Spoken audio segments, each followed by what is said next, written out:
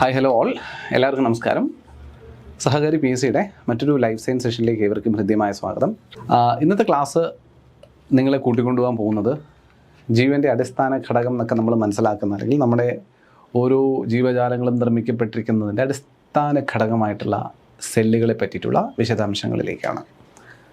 ഇതൊരു പാർട്ട് 1 എന്ന് എഴുതിയിരിക്കുന്നത് കാണാൻ പറ്റുന്നുണ്ട്. അതിനർത്ഥം ഇത് അത്യാവശ്യമുള്ളൊരു ഏരിയയാണ്. കുറേ കാര്യങ്ങൾ നമുക്കിതിനകത്ത് മനസ്സിലാക്കാനുണ്ട്, കുറേ കാര്യങ്ങൾ, വസ്തുതകളൊക്കെ തിരിച്ചറിയാനുണ്ട്. സെല്ലുകളെ പറ്റിയിട്ട്, പലതരത്തിലുള്ള സെല്ലുകളെ പറ്റിയിട്ട്, അവയുടെ പ്രത്യേകതകളെ പറ്റിയിട്ടൊക്കെ മനസ്സിലാക്കേണ്ട ആവശ്യകതയുണ്ട് ഡിഗ്രി ലെവൽ പെർസ്പെക്റ്റീവിലൊക്കെ നോക്കുമ്പോൾ. സോ ഈ ഭംഗിയുള്ള സെല്ലിൻ്റെ ഈ ഒരു ചിത്രത്തിൽ നിന്നുകൊണ്ട് ഇന്നത്തെ ക്ലാസ് നമ്മൾ ആരംഭിക്കുകയാണ്. അപ്പോൾ ഒരിക്കൽ കൂടി എല്ലാവർക്കും സഹകാരി പി എസ് സിയുടെ ക്ലാസ്സിലേക്ക് സ്വാഗതം. ശരി, തുടങ്ങാം. നമുക്ക് എന്താ സെല്ലെന്ന് പറയുന്നത്?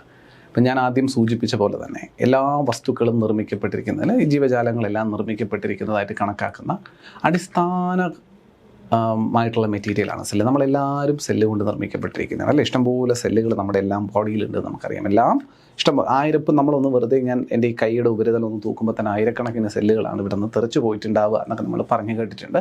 ഇഷ്ടംപോലെ സെല്ലുകൾ നമുക്കുണ്ട്, ഹ്യൂമൻ ബോഡി സെൽസ് എന്ന് പറയും.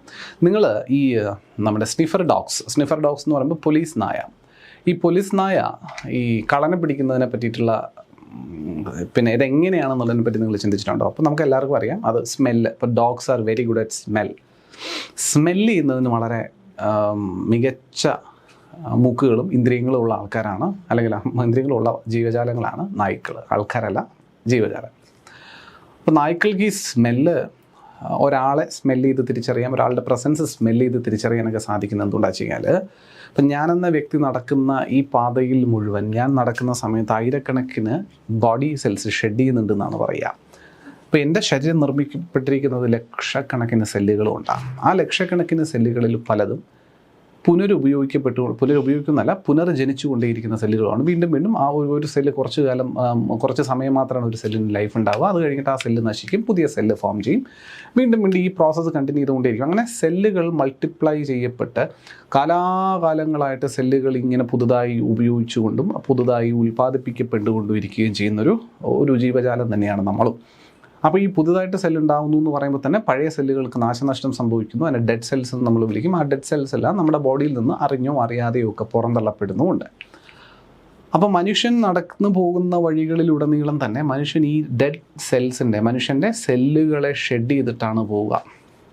അപ്പോൾ ഈ ഓരോ മനുഷ്യൻ്റെയും ക്യാരക്ടറിൻ്റെ ഡിഫറൻസ്, കഴിച്ച ആഹാരം, കുടിച്ച വെള്ളം, അതിൻ്റെ അളവ്, അതിൻ്റെ വ്യത്യാസം, ജീവിതശൈലി, ഉപയോഗിച്ച പെർഫ്യൂമോ വസ്ത്രമോ ഒക്കെ ഈ ബോഡിയുടെ പുറത്തുനിന്ന് ഷെഡ് ചെയ്യപ്പെടുന്ന സെല്ലുകളുടെ സ്മെല്ലിനെ സ്വാധീനിച്ചേക്കാം. അങ്ങനെ ഈ ബോഡി സെൽസുമായി ബന്ധപ്പെട്ടാണ് sniffer dogs actually smell receive ചെയ്യുന്നതും ഒരാൾ പോയ വഴി മണത്ത് കണ്ടുപിടിക്കുകയും ചെയ്യുന്നത്. ഇത്രയും വലിയ ഓൾഫാക്ടറി റെസിപ്റ്റേഴ്സ് നമുക്കുണ്ടായിരുന്നെങ്കിൽ നമ്മൾ ഒരുപക്ഷെ അതേ പരിപാടികൾ ചെയ്തിരുന്നേനെ. ബട്ട് ഒരു പരിധിവരെ നമുക്കും ഈ സ്മെല്ലിനെ കാര്യമായി ഡിറ്റക്ട് ചെയ്യാൻ പറ്റുന്നുണ്ട് എന്നുള്ളത് മനസ്സിലാക്കിയിരിക്കും. അപ്പോൾ ഇതിനകത്തൊക്കെ സെല്ലുകൾ അടങ്ങിയിട്ടുണ്ട്. സോ ഇങ്ങനെ വളരെയധികം നമ്പറിൽ മനുഷ്യ ശരീരത്തിലും മൃഗങ്ങളിലും ഒക്കെ തന്നെ അടങ്ങിയിരിക്കും, ജീവജാലങ്ങളിലൊക്കെയും അടങ്ങിയിരിക്കുന്ന ഏറ്റവും അടിസ്ഥാനപരമായിട്ടുള്ളൊരു കണിക, റെപ്ലിക്കേറ്റ് ചെയ്യാൻ സാധിക്കുന്നതും മരിച്ചു പോകുന്നതും ഹ്രസ്വകാല ജീവിത ദൈർഘ്യമുള്ളതും ഒക്കെ ആയിട്ടുള്ള സെല്ലിനെ പറ്റിയിട്ടാണ് നമുക്ക് കൂടുതൽ വിശദാംശങ്ങൾ അറിയേണ്ടത്. Cell is the fundamental structural and functional unit of all living organism. ജീവനുള്ള എല്ലാ വസ്തുക്കളുടെയും ഏറ്റവും അടിസ്ഥാനപരമായി കണക്കാക്കുന്ന യൂണിറ്റാണ് സെൽ എന്ന് പറയുന്നത്. It is often referred to as the building block of life, അല്ലെങ്കിൽ ലിവിങ് ബീയിങ്സ്. അപ്പോൾ ലിവിങ് ഓർഗാനിസത്തിൻ്റെ ബിൽഡിംഗ് ബ്ലോക്ക്, അല്ലെങ്കിൽ ബേസിക് ബിൽഡിംഗ് ബ്ലോക്സ് എന്ന് വിളിക്കാൻ സാധിക്കുന്നതാണ് സെല്ലുകളെന്നറിയാം. സെല്ലുകളെ പറ്റിയിട്ടുള്ള പഠനശാഖയെ വിളിക്കുന്ന പേര് സൈറ്റോളജിയാണ്. കാരണം സെല്ലിൻ്റെ സെൽ ബോഡിയെ നമ്മൾ സൈറ്റോപ്ലാസം എന്നൊക്കെ പറയാറുണ്ട്. സെൽ ബോഡി എന്ന് പറയുന്ന സെല്ലിൻ്റെ ആ ഒരു ശരീരത്തെ. അതുകൊണ്ട് തന്നെ സൈറ്റോ എന്ന വാക്ക് അർത്ഥമാക്കുന്നത് സെല്ലുമായി ബന്ധപ്പെട്ട പഠനമാണ് എന്ന് മനസ്സിലാക്കാം. അതുകൊണ്ട് തന്നെ ഓളജി എന്നത് പഠനവും സൈറ്റോ എന്നത് സെല്ലും ചേർത്ത് വായിക്കുമ്പോൾ സൈറ്റോളജി, സെല്ലുകളെ പറ്റിയിട്ടുള്ള പഠനം എന്ന് വിലയിരുത്താം. Meaning of the Latin word cell. ഇപ്പം നമ്മൾ സെല്ലുകളെന്ന് പറയുന്നത് ഈ ജീവൻ്റെ അടിസ്ഥാനം, അല്ലെങ്കിൽ ജീവജാലങ്ങളുടെ അടിസ്ഥാനമായിട്ടുള്ള ഈ ഒരു കണികയെ മാത്രമല്ലല്ലോ സെല്ലെന്ന് പറയാം. പലപ്പോഴും നമ്മളൊരു അറയെ സെല്ലെന്ന് പറയാറുണ്ട്. സെല്ലെന്ന് പറയാൻ അറ എന്നാണ് അർത്ഥം. ജയിലിൽ പിടിച്ച് സെല്ലിൽ അടയ്ക്കാൻ പറയും. പോലീസ് സ്റ്റേഷനിൽ ഒരു സെല്ലുണ്ട്, ഒരു ജയിലുണ്ട്, ചെറിയൊരു അഴിക്കുള്ളിൽ മുറി ഉണ്ട് അല്ലേ. അപ്പോൾ സെല്ലെന്ന വാക്കിനർത്ഥം അത്രയേ ഉള്ളൂ, ചെറിയൊരു മുറി എന്നതാണ്. താരതമ്യേന വലിപ്പം കുറഞ്ഞ ചെറുതായിട്ടുള്ള ഒരു മുറിയെ വിളിക്കുന്ന പേരാണ് അറ അല്ലെങ്കിൽ സെല്ല്. പണ്ട് കാലങ്ങളിൽ ഈ 4 കെട്ടുകളിലും 16 കെട്ടുകളിലും ഒക്കെ ജീവിച്ചിരുന്ന ആൾക്കാരുടെ കാര്യത്തിൽ, അല്ലെങ്കിൽ പണ്ടത്തെ കെട്ടിടങ്ങളുടെ കാര്യത്തിൽ മുറികളെ അറ എന്ന് വിശേഷിപ്പിച്ചിരുന്നു. പൂർണ്ണമായ മലയാളത്തിൽ അറകൾ എന്നാണ് വിശേഷിപ്പിച്ചിരുന്നത് അല്ലേ. അറയ്ക്കകത്തുണ്ട് അല്ലെങ്കിൽ അറയ്ക്ക് പുറത്ത് പോകണം എന്നൊക്കെ നമ്മൾ പറയുന്നത് ചില സിനിമകളിലൂടെയെങ്കിലും നിങ്ങൾ കേട്ടിട്ടുണ്ടാവും. മുറി എന്നല്ല പറഞ്ഞിരുന്നത്, അറ എന്നാണ് പറഞ്ഞിരുന്നത്. സെല്ലെന്ന് പറയുന്ന ഈ ഒരു അതിശയം എന്ന് തന്നെ നമുക്ക് വിശേഷിപ്പിക്കാൻ സാധിക്കും. കാരണം വളരെ മൈക്രോസ്കോപ്പിക് ആയിട്ടുള്ളൊരു സാധനമാണല്ലോ സെല്ലിനെ കണ്ടെത്തുക എന്നൊക്കെ പറയുന്നത്. നിങ്ങളൊന്ന് ആലോചിക്കുക, നമ്മളൊക്കെ എന്തുകൊണ്ടാണ് നിർമ്മിച്ചിരിക്കുന്നതെന്ന്, സെല്ല് കൊണ്ടാണ് നിർമ്മിച്ചിരിക്കുന്നതെന്നൊക്കെ ഒരാൾ കണ്ടെത്തി എന്ന് പറയുമ്പോൾ അതൊക്കെ അതിശയകരമായിട്ടുള്ള കാര്യമാണ്. സെല്ലെന്ന് പറയുന്ന ഈ അത്തരത്തിൽ അതിശയകരമായി കണ്ടെത്തിയ മനുഷ്യൻ്റെ പേരാണ് റോബർട്ട് ഹൂക്ക് അല്ലേ. ആരാണ്? Robert Hooke. അപ്പോൾ സെല്ലിനെ കണ്ടെത്തിയ മനുഷ്യൻ, അല്ലെങ്കിൽ ഹൂ ഡിസ്കവേർഡ് സെൽ എന്ന് ചോദിച്ചാൽ it is none other than our own Robert Hooke. അപ്പോൾ റോബർട്ട് ഹൂക്കാണ് നമ്മുടെ സ്വന്തം റോബർട്ട് ഹൂക്ക് എന്ന മനുഷ്യനാണ് സെല്ലിനെ കണ്ടെത്തിയ വ്യക്തി. ഈ സെല്ലുമായി ബന്ധപ്പെട്ട് ആദ്യമായി പരാമർശങ്ങൾ ഉൾപ്പെടുന്ന ബുക്ക് ഏതാണെന്ന് ചോദിച്ചാൽ 1665 വരുന്ന മൈക്രോഗ്രാഫിയ എന്ന് പറയുന്ന പുസ്തകമാണ്. The first book dealing with cells. ഏതാണ്? മൈക്രോഗ്രാഫിയ. അതിൽ മൈക്രോ എന്ന വാക്ക് സൂചിപ്പിക്കുന്നത് തന്നെ വളരെ ചെറുത് എന്നുള്ളതാണ്. വെരി സ്മോൾ എന്നതിനെ സൂചിപ്പിക്കുന്നതാണ് Micrographia. The author of the book Micrographia is Robert hook. പ്രത്യേകിച്ച് എടുത്ത് പറയേണ്ട കാര്യമില്ലല്ലോ. റോബർട്ട് ഹൂക്കാണ് ആരെ കണ്ടെത്തുന്നത്? സെല്ലുകളെ കണ്ടെത്തുന്നത്. റോബർട്ട് ഹൂക്ക് സെല്ലുകളെ കണ്ടെത്തിയതും അതിനെ വിശേഷിപ്പിച്ചതുമായിട്ടുള്ളൊരു പുസ്തകമുണ്ട്. ആ പുസ്തകത്തിൻ്റെ പേരാണ് Micrographia. 1665. The scientist who discovered the cell centre and named it the nucleus is Robert brown. സെല്ലുകളെ കണ്ടെത്തിയ മനുഷ്യൻ റോബർട്ട് ഹൂക്കാണ്. പക്ഷേ സെല്ലുകൾക്കുള്ളിൽ ഓർഗനൽസ് ഉണ്ട്, അല്ലെങ്കിൽ സെൽ ഓർഗനൽസ് എന്ന് പറയുന്ന വസ്തുതകളുണ്ട് എന്നും അതിൽ കേന്ദ്രഭാഗത്തായിട്ടൊരു ന്യൂക്ലിയസ് എന്ന് പറയുന്നൊരു വസ്തു ഉണ്ട് എന്നൊക്കെ ആദ്യമായിട്ട് കണ്ടെത്തുന്നതും നെയിം ചെയ്യുന്നതും ആരാണെന്ന് ചോദിച്ചാൽ അത് റോബർട്ട് ബ്രൗൺ ആണ്. 1731. ആലോചിച്ച് നോക്കണം, 1250 വർഷത്തിന് ശേഷമുള്ള കാര്യം, അല്ലെ 1200 വർഷത്തിന് ശേഷമുള്ള കാര്യം നമ്മൾ പറയുന്നത് റോബർട്ട് ബ്രൗൺ. ഓക്കെ, അപ്പം ന്യൂക്ലിയസ് കണ്ടെത്തിയ മനുഷ്യൻ ആരാണ്? റോബർട്ട് ബ്രൗൺ ആണ്. Who discovered the cell centre and named it the nucleus. Nucleus എന്ന പേര് കൊടുത്ത മനുഷ്യനും ആര് തന്നെ? റോബർട്ട് ബ്രൗൺ തന്നെ. ആദ്യമായിട്ട് ഒരു ലിവിങ് സെല്ലിനെ കണ്ടുപിടിക്കുന്നതോ അത് ആന്റോൺ വാൻ ലിവൻഹൂക്കാണ്. Antony van Leeuwenhoek. Okay, Anton van Leeuwenhoek എന്ന് പറയുന്ന മനുഷ്യനാണ് ആദ്യത്തെ ലിവിങ് സെല്ല് കണ്ടെത്തുന്നത്. അപ്പോൾ ഈ വ്യത്യസ്തതകളൊന്നും അറിഞ്ഞിരിക്കാം.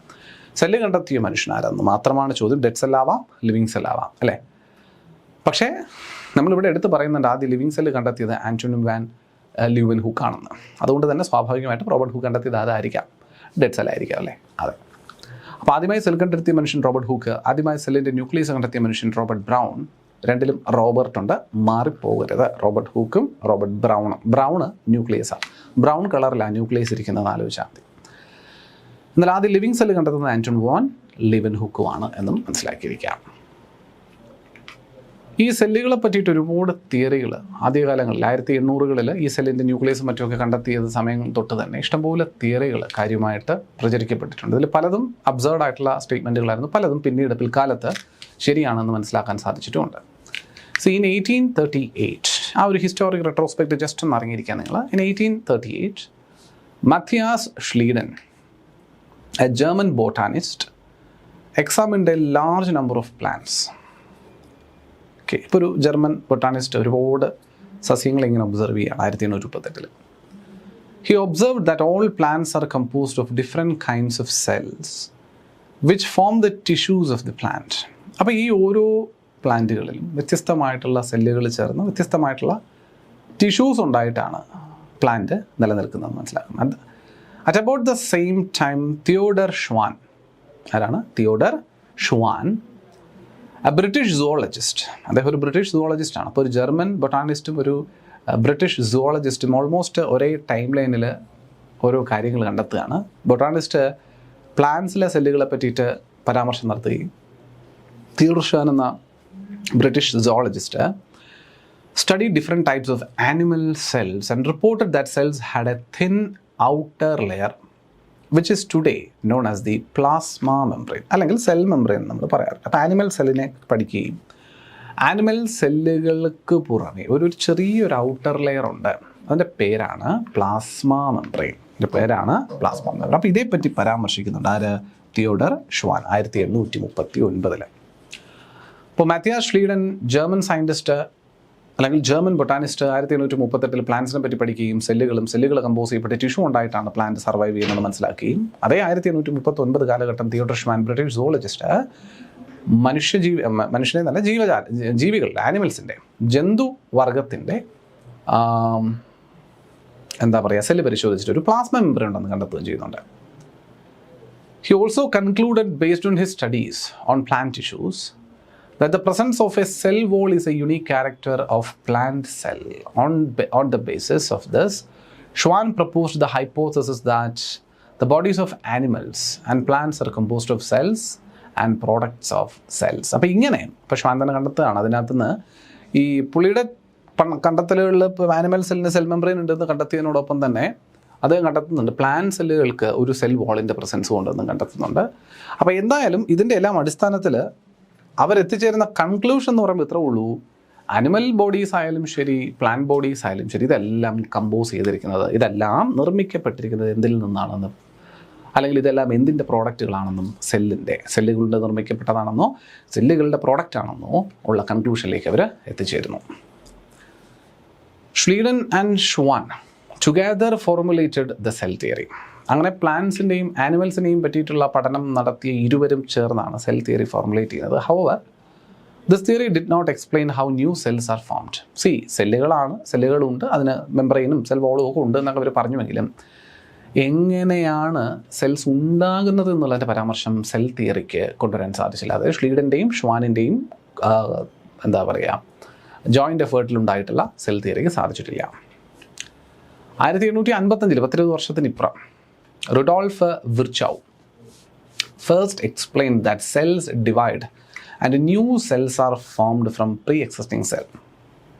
ഓക്കെ, അപ്പോൾ ആദ്യമായിട്ട് സെല്ലുകൾ ഡിവൈഡ് ചെയ്യപ്പെട്ടിട്ടാണ് പുതിയ സെല്ലുകൾ ഫോം ചെയ്യുന്നു എന്ന ചരിത്രപരമായിട്ടുള്ള കണ്ടെത്തൽ കൊണ്ടുവരുന്ന മനുഷ്യൻ്റെ പേരാണ് റുഡോൾഫ് വിർച്ചൗ. ഇതിനെ പറ്റിയിട്ടൊന്നും നിങ്ങൾ അധികം കേട്ടിരിക്കാനുള്ള സാധ്യതയില്ല അല്ലേ, കുറവാണ്. റുഡോൾഫ് വിർച്ചൗ.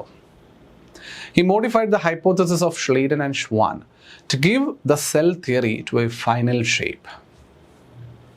അപ്പോൾ റുഡോൾഫ് വിർച്ചൗ ബാക്കി ഇപ്പോൾ ഷ്ലീഡനും ഷ്വാനും നേരത്തെ സൂചിപ്പിച്ചിരുന്ന കാര്യങ്ങളിൽ വേറെ തെറ്റൊന്നുമില്ല. അപ്പോൾ ആനിമൽ സെൽസ് ആയാലും പ്ലാന്റ് സെൽസ് ആയാലും സെൽ വോളും സെൽ മെംബ്രെയിൻ്റെയും കാര്യം നമ്മൾ പറഞ്ഞതും അതുപോലെ ഇവയാണ് ബേസിക് ആയിട്ടുള്ള ബിൽഡിംഗ് ബ്ലോക്ക് ജീവജാലങ്ങളുടേതെന്ന് ഇവർ പറഞ്ഞതിൽ ഒന്നും തെറ്റില്ലല്ലോ. അപ്പോൾ അതുകൊണ്ട് തന്നെ അതിനെ ഖണ്ഡിക്കേണ്ട ആവശ്യമൊന്നും വരുന്നില്ല.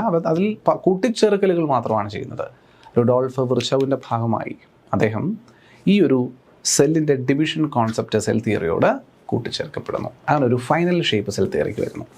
അങ്ങനെ ഇന്ന് കാണുന്ന cell theory, all living organism are composed of cells and the product of cells, all cell rises from pre existing cells എന്ന ഈ ഒരു സെൽ തിയറി എന്ന കോൺസെപ്റ്റ്, ഇന്ന് എക്സിസ്റ്റ് ചെയ്യുന്ന ഈ ഒരു സെൽ തിയറി കോൺസെപ്റ്റിലേക്ക് റുഡോൾഫ് വിർച്ചൗവിൻ്റെ കൂടി സംഭാവന മൂലം ആ ഒരു തിയറി കംപ്ലീറ്റ് ആവുകയാണ്.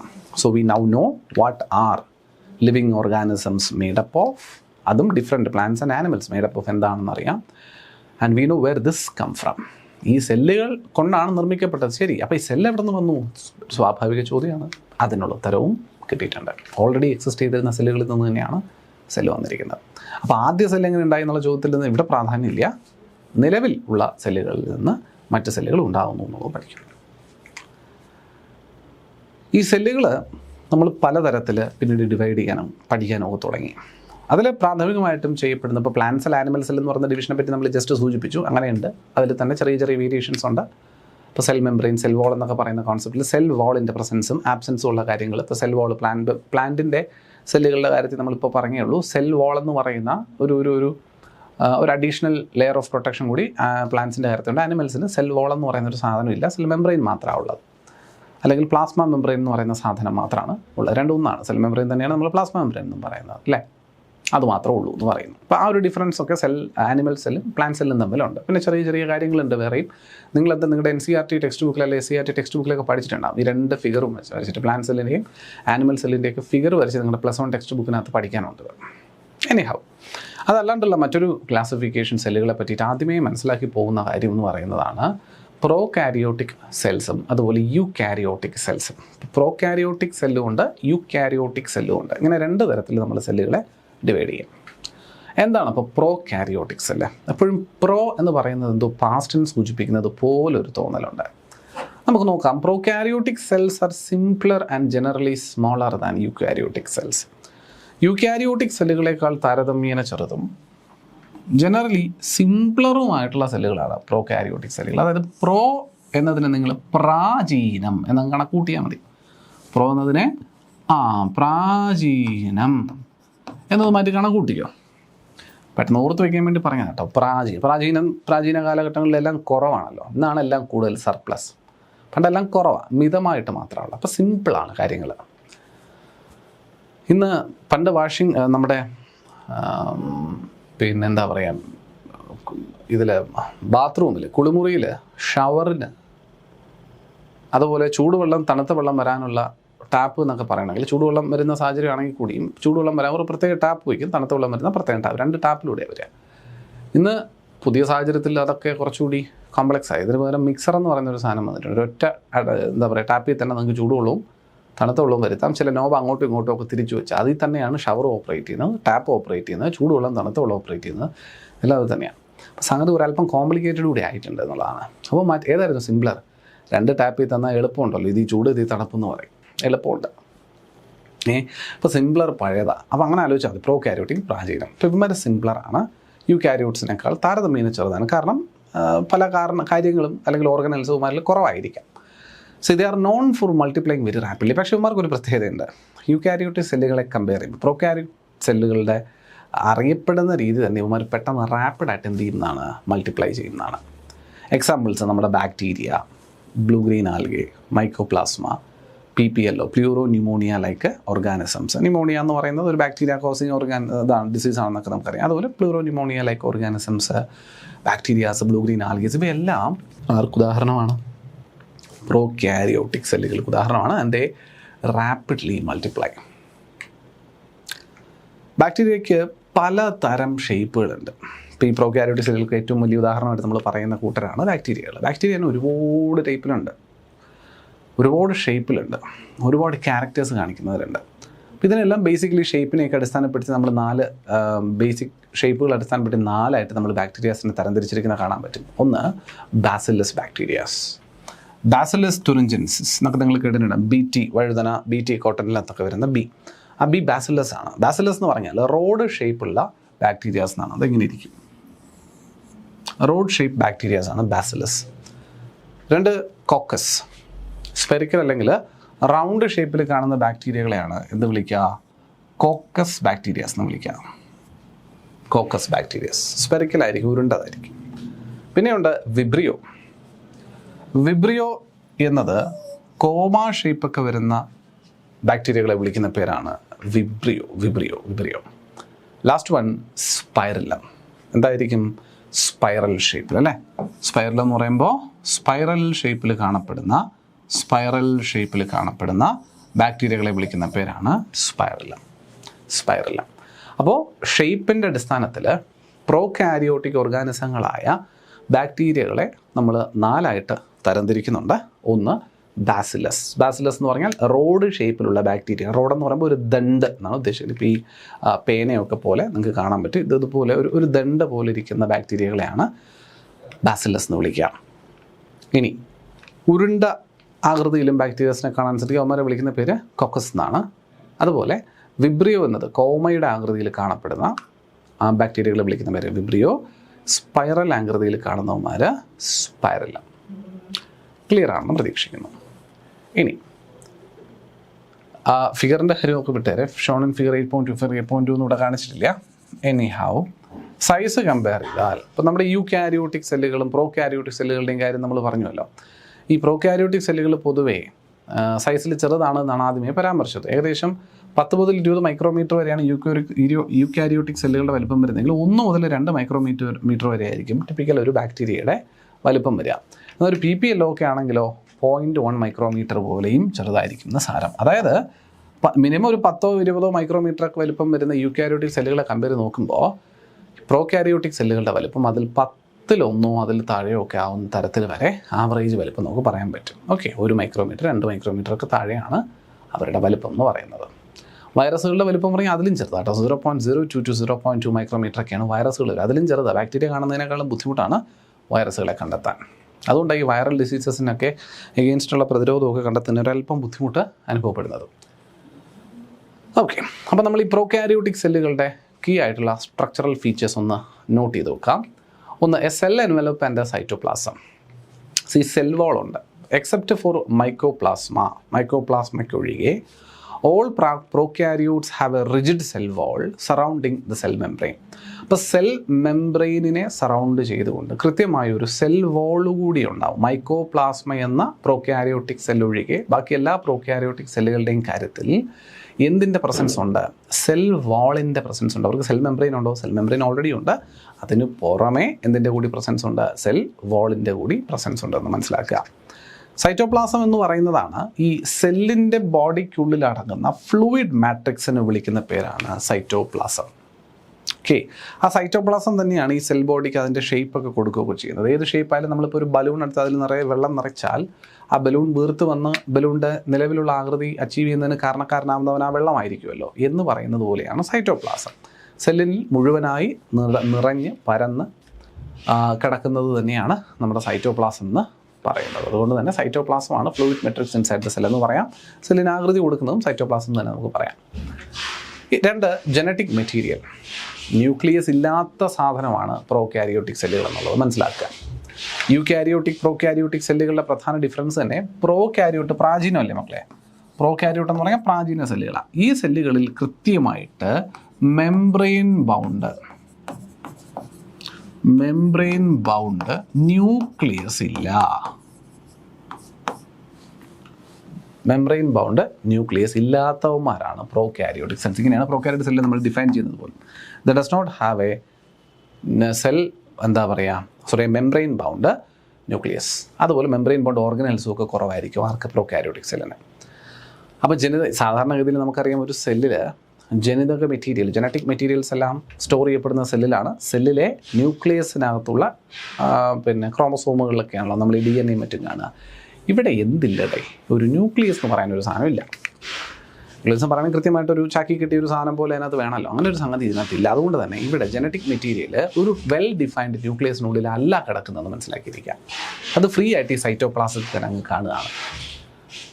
ജീനോമിക് DNA ആണ് genetic material. The genetic material is naked and usually consists of a single circular chromosome. Okay, ഇവിടെ ജനറ്റിക് മെറ്റീരിയൽ ഈ നേക്കഡ് എന്ന് പറയാൻ കാരണം ഇതൊരു ന്യൂക്ലിയസിനുള്ളിൽ അല്ലാണ്ട് കാണുകയാണ്. ഒരു സിംഗിൾ സർക്കുലർ ക്രോമസോമിൻ്റെ ഭാഗമായിട്ടായിരിക്കും ജനിതക മെറ്റീരിയൽ പ്രോക്യാരിയോട്ടിക് സെല്ലുകളിൽ കാണുക. Many bacterias have small circular DNA molecules outside the genomic DNA. അതായത് ശരിക്കും ഈ ഒരു ചിത്രത്തിൽ നോക്കിക്കഴിഞ്ഞാൽ ഇതാണ് ഇപ്പം ജീനോമിക് DNA എന്ന് പറയുന്ന സാധനം. ഇതിനകത്ത് ന്യൂക്ലിയസ് ഒന്നുമില്ല, പക്ഷേ ഇതാണ് ജീനോമിക് DNA. ഇങ്ങനെ സർക്കുലർ ഷേപ്പിലൊക്കെ ഇങ്ങനെ കാണും. ഇതിന് പുറമെ മറ്റ് DNA സ്ട്രക്ചേഴ്സ് ഈ ഒരുമിച്ച് കാണുന്ന ന്യൂക്ലിയസിന് സമാനമായി, ന്യൂക്ലിയസ് ഇല്ല നമ്മൾ പറഞ്ഞു, എന്നാലും ഒരുമിച്ച് ആ ഒരു ജനിതക മെറ്റീരിയലിനെ കാണുന്നതിന് വിഭിന്നമായിട്ട് തെറ്റിയും തെറിച്ചുമൊക്കെ അതിൻ്റെ സമാനമായിട്ടുള്ള DNA സ്ട്രാൻഡ്സ് ഈ ഒരുമിച്ച് നിൽക്കുന്ന DNA സ്ട്രക്ചറിനോട് കൂടി അല്ലാതെയും നമ്മുടെ സൈറ്റോപ്ലാസത്തിൽ കാണാൻ സാധിക്കുന്നുണ്ട്. അതിന് വിളിക്കുന്ന പേരെന്താണ്? പ്ലാസ്മിഡ്സ്. ഇത് PSC ചോദ്യമാണ്. ജനിതക മെറ്റീരിയലിന് പുറത്ത് വരുന്ന DNA വിളിക്കുന്ന പേരെന്താണ്? ആ DNA ആണ് പ്ലാസ്മിഡുകളെന്ന് പറയാം. ആ DNA എന്താണെന്ന് വിളിക്കുക? പ്ലാസ്മിഡുകളെന്ന് വിളിക്കാമെന്ന് ഓർത്തിരിക്കുക. അപ്പോൾ പ്ലാസ്മിഡ്സും എവിടെ കാണാം? പ്രോക്യാരിയോട്ടിക് സെല്ലുകളിൽ കാണാം. Plasmids confer unique phenotypic characters to bacteria such as resistance to antibiotics. So they are also used to monitor bacterial transformation with the foreign DNA. അതായത് പ്ലാസ്മിഡുകളുടെ ഫംഗ്ഷൻ എന്താ വെച്ച് കഴിഞ്ഞാൽ ഇപ്പോൾ പ്രധാനമായിട്ട് നമ്മളിപ്പോൾ ബാക്ടീരിയാസിനുള്ളൊരു ക്യാരക്ടറായിട്ട് പറയുന്നതാണല്ലോ ആൻറ്റിബയോട്ടിക് റെസിസ്റ്റൻസ്. ബാക്ടീരിയാസിനെ നശിപ്പിക്കാൻ നമ്മൾ ആൻറ്റിബയോട്ടിക്സ് കഴിക്കും. കുറച്ച് കാലം കഴിയുമ്പോൾ ആൻറ്റിബയോട്ടിക്സിനോട് ബാക്ടീരിയ തന്നെ റെസിസ്റ്റൻസ് നേടും. ആ ആൻറ്റിബയോട്ടിക് റെസിസ്റ്റൻസ് പോലുള്ള ചില ഫിനോടൈപ്പിക് ക്യാരക്ടേഴ്സ് എന്ന് പറഞ്ഞാൽ ഈ ജനിതകമായിട്ട് കിട്ടുന്ന ക്യാരക്ടേഴ്സിനെ തന്നെയാണ് ഫിനോടൈപ്പിക് ക്യാരക്ടർ എന്ന് പറയാം. അപ്പോൾ ഇത്തരത്തിലുള്ള ഈ ആൻറ്റിബയോട്ടിക് റെസിസ്റ്റൻസ് ഒക്കെ പോലെയുള്ള എന്താ പറയുക, അല്ലെങ്കിൽ ബാക്ടീരിയയുടെ ട്രാൻസ്ഫോർമേഷൻ, ഒരു ഫോറിൻ DNA വരുന്ന സമയത്തുണ്ടാകുന്ന ബാക്ടീരിയയുടെ ട്രാൻസ്ഫോർമേഷനെ നിരീക്ഷിക്കുക പോലുള്ള പണിയൊക്കെ ചെയ്യുന്നത് ഈ പ്ലാസ്മിഡാണ്.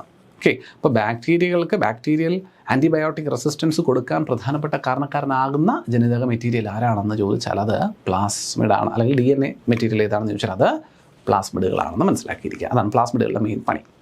പിന്നെ മറ്റ് ചില സെൽ ഓർഗനൽസ് പറയാം. Prokaryotes lack the membrane bound organelles found in eukaryote. അപ്പോൾ നമ്മൾ യൂക്യാരിയോട്ടിക് സെല്ലുകളിൽ പറയുന്ന പോലെ മൈറ്റോകോൺട്രിയ, ഗോൾഗി അപ്പാരറ്റസ് എന്നൊക്കെ പറയുന്നത് പോലുള്ള മെംബ്രെയിൻ ബോണ്ട് ഓർഗനൽസ് ഞാൻ നേരത്തെ പറഞ്ഞതാണ്. ന്യൂക്ലിയസ് പോലും ഇവിടെ എന്തല്ല, മെംബ്രെയിൻ ബോണ്ട് അല്ല.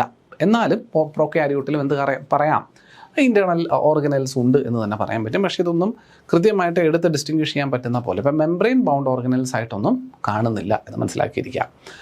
പ്രധാനമായിട്ട് കാണപ്പെടുന്ന ഒരു എന്താ പറയുക, യൂക്യാരിയോട്ടിക്കിലും പ്രോക്യാരിയോട്ടിക്കിലും ഒരുപോലെ കാണപ്പെടുന്ന ഓർഗാനിസങ്ങളെയാണ് റൈബോസോംസ് എന്ന് പറയുക. എല്ലാത്തിനും ഫംഗ്ഷനൊക്കെ നമ്മൾ പിന്നീട് പഠിക്കും. Ribosomes are the only organelle found in both prokaryote and eukaryote. Eukaryotic സെല്ലുകളിലും ഇപ്പോൾ നമ്മൾ പഠിച്ചുകൊണ്ടിരിക്കുന്ന പ്രോക്യാരിയോട്ടിക് സെല്ലുകളിലും ഒരേപോലെ കാണപ്പെടുന്നു എന്ന് പറയാൻ ഒരേ ഒരു ഓർഗനലേ ഉള്ളൂ, അതാണ് ഈ റൈബോസോമുകൾ. Okay, ribosomes. ബാക്കിയൊന്നും മെംബ്രെയിൻ ബോണ്ട് ഓർഗനൽസ് ആയിട്ടൊന്നും കാണാത്തത് കൊണ്ട് തന്നെ അങ്ങനെ വ്യത്യസ്തമായ ഒരു കൃത്യമായിട്ട് നമുക്കൊരു സെൽ ഓർഗനൽ എന്ന രീതിയിൽ എടുത്തു പറയുന്നത് കുറവായിരിക്കും. പിന്നുള്ളതെല്ലാം ഇൻക്ലൂഷൻ ബോഡീസാണ്. അതായത് special storage structures found unique to പ്രോക്യാരിയോട്സിൽ മാത്രം കാണുന്ന സ്റ്റോറേജ് സ്ട്രക്ചറുകൾ, എന്തെങ്കിലുമൊക്കെ സൂക്ഷിക്കുന്ന, എന്തെങ്കിലുമൊക്കെ തങ്ങി നിർത്തുന്നതിന് വേണ്ടിയിട്ടുള്ള സ്ട്രക്ചേഴ്സാണ് ഇൻക്ലൂഷൻ ബോഡീസ് എന്ന് പറയും. പിന്നെ മീസോസോമുകൾ കാണാം.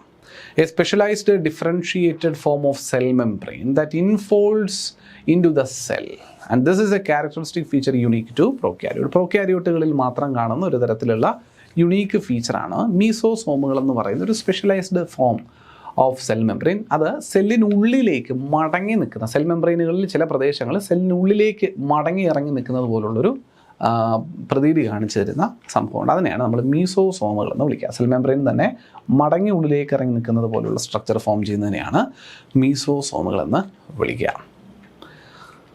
പ്രോക്യാരിയോട്ടിക് സെല്ലിൻ്റെ സ്ട്രക്ചറിൽ നമ്മൾ സെൽ എൻവലപ്പ് എന്ന് പറയുന്നൊരു കണ്ടീഷനെ പറ്റി പറഞ്ഞു.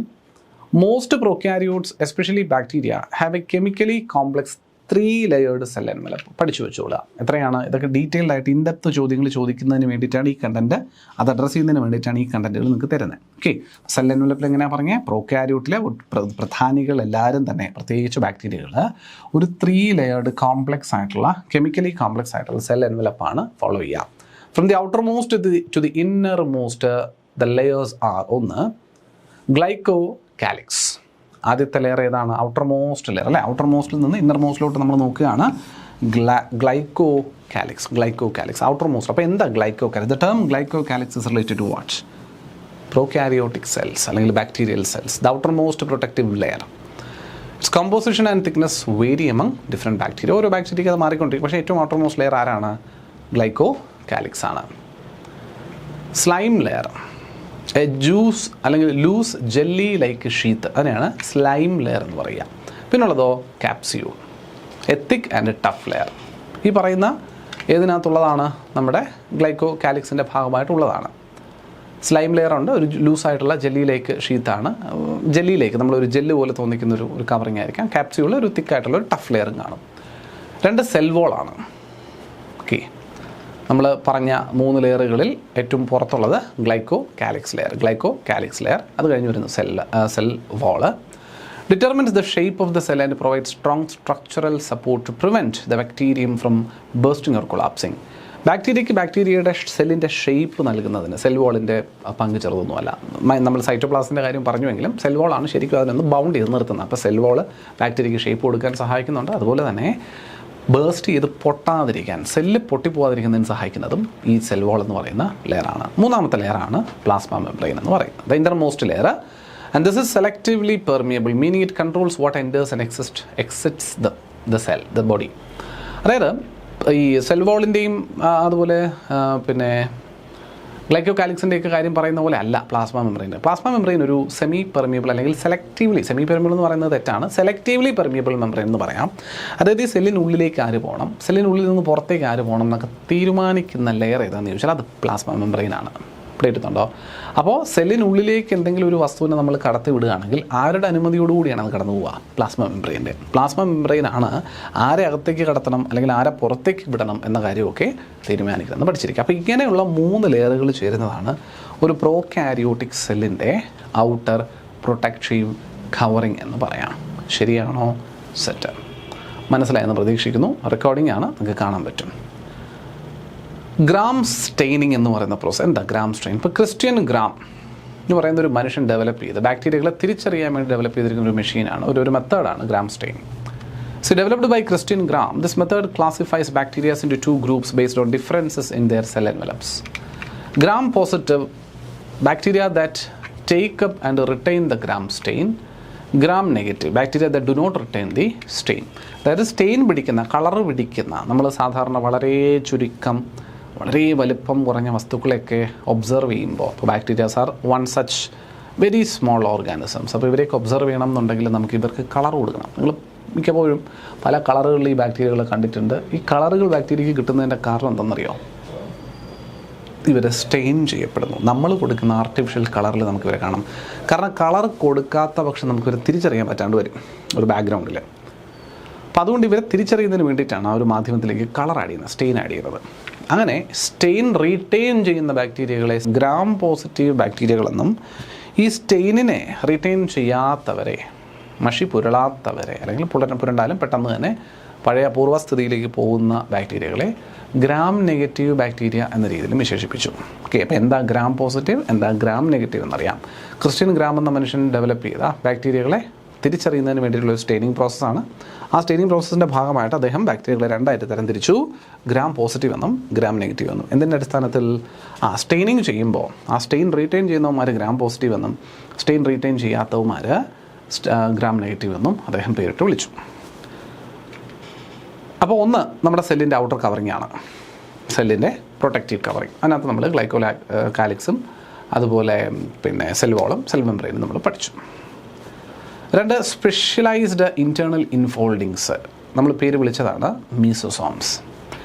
A characteristic feature of prokaryotes formed by the extension of the plasma membrane into the cell. These extensions can be in the form of vesicles, tubules or lamellae. ഇപ്പോൾ നമ്മുടെ cell മെംബ്രെയിനിൽ തന്നെയുള്ള ചെറിയ projections പോലെ സെല്ലിനുള്ളിലേക്ക് infoldings ആയിട്ട് പല രീതിയിലുള്ള infoldings ആയിട്ട് കാണപ്പെടുന്ന സ്ട്രക്ചേഴ്സിനെ വിളിക്കുന്ന പേരാണ് മീസോസോമുകൾ എന്ന് പറയുക. എന്താ മീസോസോമിൻ്റെ function? They help in cell wall formation. Cell wall ഫോർമേഷനിൽ ഹെൽപ്പ് ചെയ്യുന്നുണ്ട്. They help in the DNA replication and distribution to daughter cells. DNA replicate ചെയ്ത് ഡോട്ടർ സെൽ ഫോം ചെയ്യുന്നതിനകത്ത് സഹായിക്കുന്നുണ്ട്.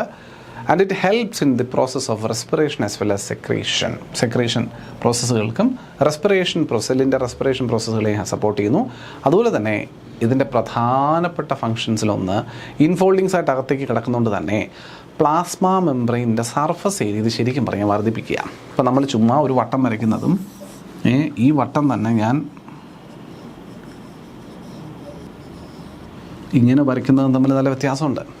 ഇതിലേതിനാ ദൂരം കൂടുതൽ? രണ്ടാമത്തേനാ ദൂരം കൂടുതൽ, ഒന്നാമത്തേന് ദൂരം കുറവാണ്. അതായത് ഈ സർഫസ് ഏരിയ ഉണ്ടല്ലോ, ഈ സർക്കംഫറൻസ് ഇത്തരത്തിൽ ഇൻഫോൾഡിങ്സ് ക്രിയേറ്റ് ചെയ്യുമ്പോഴേക്കും കൂടുന്നതായിട്ട് നമുക്ക് കാണാൻ പറ്റും. സർഫസ് ഏരിയ കൂടും. സർഫസ് ഏരിയ കൂടുമ്പോൾ ഗുണം എന്താ? മാക്സിമം എൻസൈമാറ്റിക് കണ്ടൻറ്റ് ഇൻക്രീസ് ചെയ്യാം. അതുപോലെ തന്നെ സർഫസ് ഏരിയ ഇൻക്രീസ് ചെയ്യാൻ, എന്തെങ്കിലും അബ്സോർബ് ചെയ്യാനുണ്ടെങ്കിലോ എന്തെങ്കിലും പുറന്തള്ളാനുണ്ടെങ്കിലോ ഒക്കെയുള്ള ഏരിയ ഇൻക്രീസ് ചെയ്യുകയാണ്. ഓക്കെ, അപ്പം അങ്ങനെ ഒരു ഗുണം കൂടി ആര് കൊടുക്കുന്നുണ്ട്? മീസോസോമുകൾ കൊടുക്കുന്നുണ്ടെന്ന് മനസ്സിലാക്കിയിരിക്കുക. Then in some prokaryotes like blue-green algae, there are other membrane extensions containing pigments called ക്രോമാറ്റോഫോർസ്. ഇപ്പോൾ ചില ബ്ലൂ ഗ്രീൻ ആൽഗെ എന്ന് പറയുന്നത് കളർഫുൾ ആയിട്ടുള്ള സാധനങ്ങളാണല്ലോ. അപ്പോൾ ഈ കളർ കൊടുക്കുന്ന പിഗ്മെൻ്റ് എക്സ്റ്റൻഷൻസ് അതിൽ കാണും, മെംബ്രെയിൻസിൽ കാണാൻ സാധിക്കും. ആ കളർഫുൾ എക്സ്റ്റൻഷൻസിനെ അല്ലെങ്കിൽ പിഗ്മെൻറ്റുകൾ കാണുന്ന മെംബ്രെയിൻ എക്സ്റ്റൻഷൻസിനെ വിളിക്കുന്ന പേരെന്താണ്? പ്രോകാരിയോട്ടിക് സെല്ലുകളിൽ അവയെ വിളിക്കുന്ന പേരാണ് ക്രോമാറ്റോഫോർസ്. എന്താണ്? ക്രോമാറ്റോഫോർസ്. അപ്പോൾ ആരാ ക്രോമാറ്റോഫോർസ്? ക്രോമാറ്റോഫോർസ് പ്രോകാരിയോട്ടിക് സെല്ലുകളിൽ കാണുന്ന ചില മെംബ്രെയിൻ എക്സ്റ്റൻഷൻസ് ആണെന്ന് മനസ്സിലാക്കിയിരിക്കാം. എന്താ അവരുടെ പ്രത്യേകത? അവർ പിഗ്മെൻറ്റുകൾ അടങ്ങുന്ന പോയിന്റുകളാണ് അല്ലെങ്കിൽ ഏജൻറ്റുകളാണ് ക്രോമാറ്റോഫോർസ് എന്ന് പറയാം. ഹെൻസ് ദി കളേഴ്സ്, അതാണ് കളർ കൊടുക്കുന്നത് എന്നുള്ളതാണ്. ഓക്കെ, മൂന്നാമത്തത് സർഫസ് സ്ട്രക്ചേഴ്സ് ആണ്. Bacterial cells can have surface structures used for movement or attachment.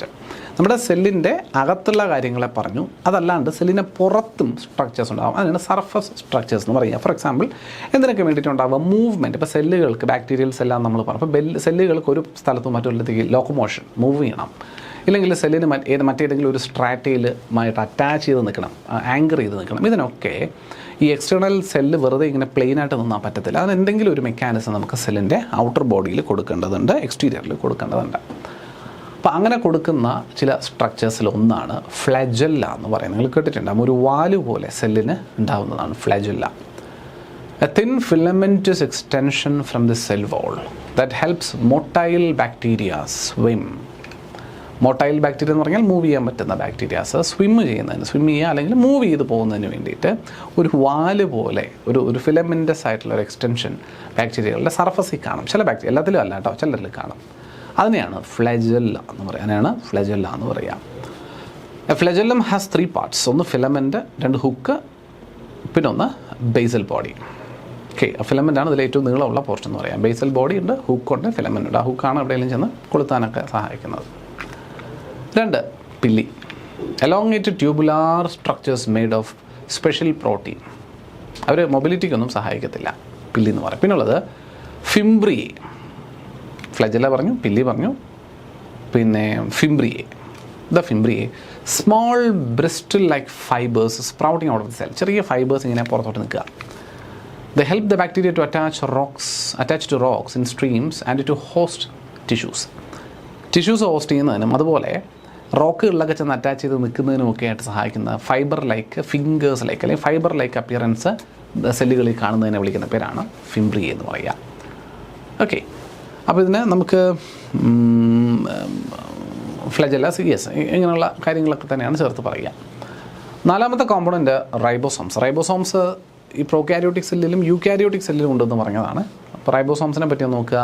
Size ചെറുതാണ്, 15 നാനോമീറ്റർ മുതൽ 20 നാനോമീറ്റർ. മൈക്രോമീറ്ററിനേക്കാൾ ചെറുതാണ് നാനോമീറ്റർ. കാരണം മൈക്രോമീറ്റർ നമ്മൾ സെല്ലിൻ്റെ സൈസ് പറഞ്ഞു, അപ്പോൾ അതിനുള്ളിൽ കാണുന്ന ഒരു മെറ്റീരിയൽ എന്ന് പറഞ്ഞാൽ അതിനേക്കാളും ചെറുതായിരിക്കണം. അപ്പോൾ 15 നാനോമീറ്റർ മുതൽ 20 നാനോമീറ്റർ വരെയാണ് റൈബോസോമുകളുടെ സൈസ് വരിക.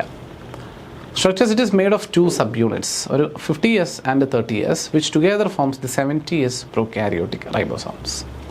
ഇപ്പോൾ 50S 30S together forms 70S. നിങ്ങൾ 80S വരണമല്ലോ എന്ന് കരുതണ്ട, 70S പ്രൊകാരിയോട്ടിക് റൈബോസോം ഉണ്ടാക്കുന്നു.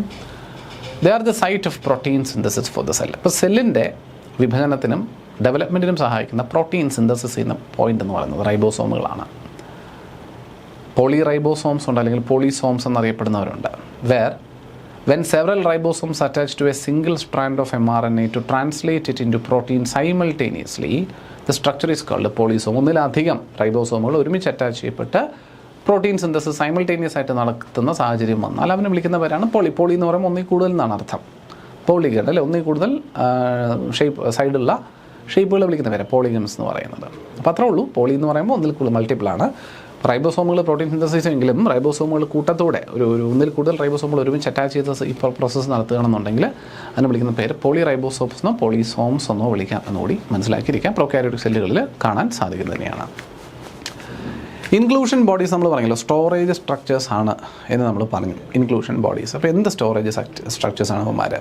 So they are not bound to any membrane system and life free in the cytoplasm. ഇവർ ഏതെങ്കിലും മെംബ്രെയിൻ ബോണ്ട് ഓർഗനലിൻ്റെ ഭാഗമായിട്ടോ അല്ലെങ്കിൽ മെംബ്രെയിനിലോ പോയി ചെന്ന് ഒറ്റപ്പിടിച്ചിരിക്കുന്നതൊന്നുമല്ല. ഇവർ ഫ്രീ ആയിട്ട് സൈറ്റോപ്ലാസത്തിലൂടെ നടക്കുന്നതാണ്.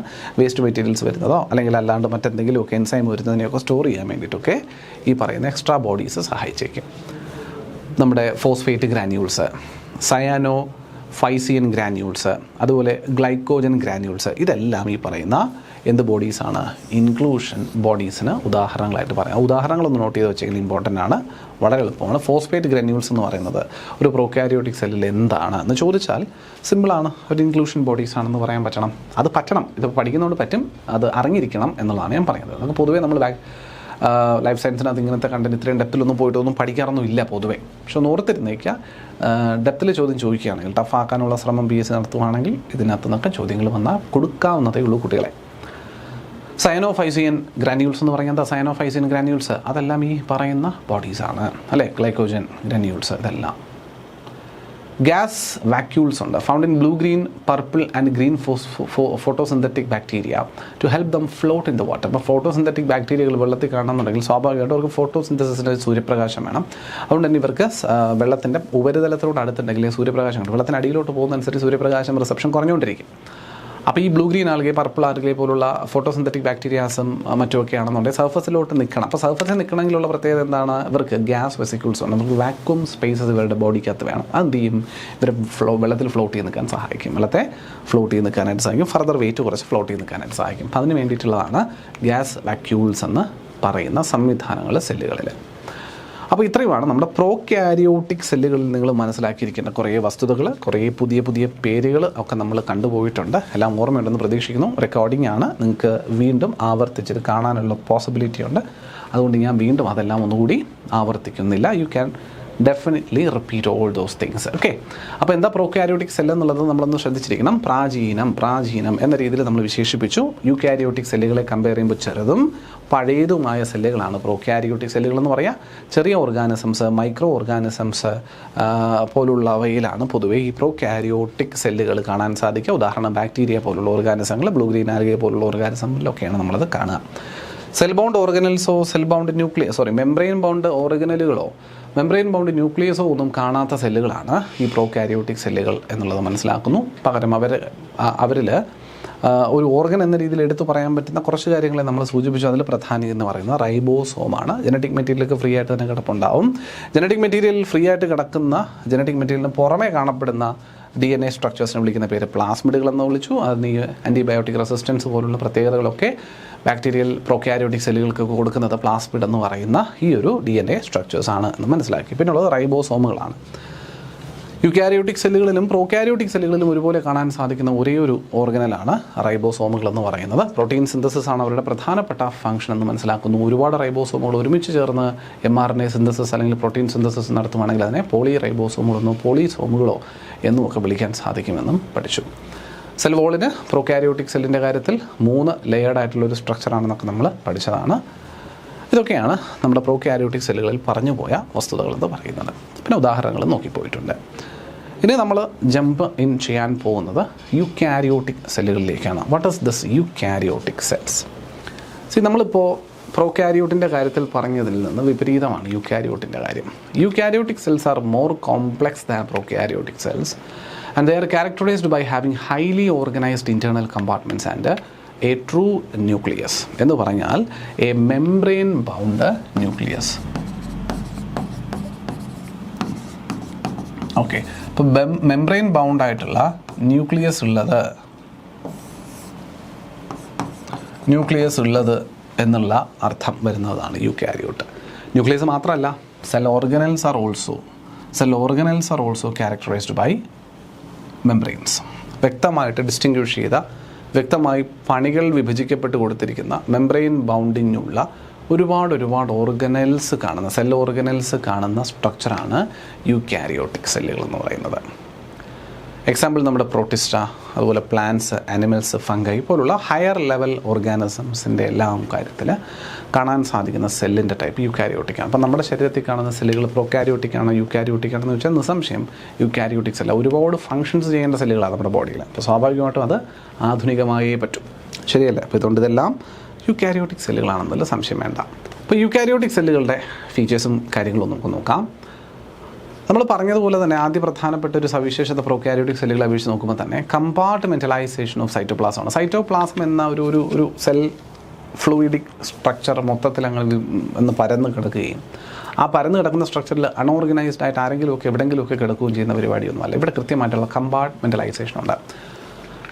They have membrane-bound organelles like the mitochondria, Golgi bodies, ribosomes, ഇങ്ങനെ ഒരുപാട് സാധനങ്ങളുണ്ടല്ലോ which divide the cytoplasm into distinct functional areas or compartments. അപ്പോൾ ഇവിടെ ഗോൾഗി ബോഡീസ് ഉണ്ട്, ഇവിടെ മൈറ്റോകോൺട്രിയ ഉണ്ട്, ഇതൊക്കെ പറഞ്ഞിട്ട് കൃത്യമായിട്ട് കമ്പാർട്ട്മെൻ്റലൈസ് ചെയ്യുന്നുണ്ട്. സൈറ്റോപ്ലാസത്തിൽ ഓരോരോ സ്ഥലങ്ങളെയും മെംബ്രെയിൻ ബൗണ്ട് ഓർഗനൽസ് പോലെ റൂമുകൾ പോലെ തരംതിരിക്കുന്നുണ്ട്. മാത്രമല്ല they have a true nucleus. They possess an organized nucleus that is enclosed by a nuclear membrane.